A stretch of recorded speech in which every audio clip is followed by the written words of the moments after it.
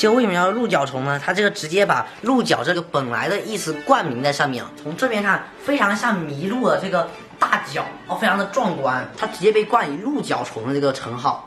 这是两种，这个是泰国的黄金鹿角，身上就像有金子一样，这种黄黄的，闪闪发光，非常漂亮。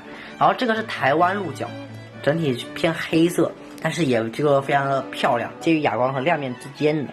你知道吗？这个它有多神经？就是超甲视力，有些超甲也是很好，包括鹿角在内，它视力也是很好。你看手这样挥一下，然后你看这样的挥一下，它感觉到阴影，它就会把头抬起来，牙齿张开，做出威吓的状态。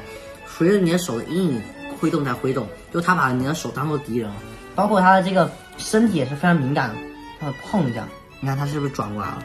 这样咬我。鹿角其实夹也不疼，因为它这个虽然比较神经质，比较爱夹人嘛，但夹一下就松开了。说大鹿角这个族的，大鹿角这个族的太变态了，又大，甲壳能力又强，这是亚面。这两个不一样，这两个不一样。这叫啥？这是橘背叉角，这是白背叉角，同个种不同亚种。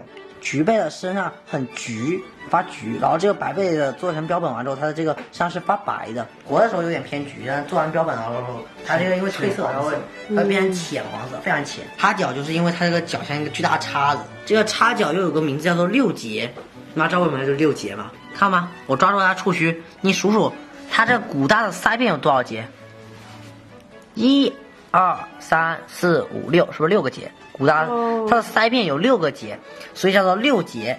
它这受到惊吓完之后，它举起来，把上半身抬得很高。点赞关注，好要说虫子。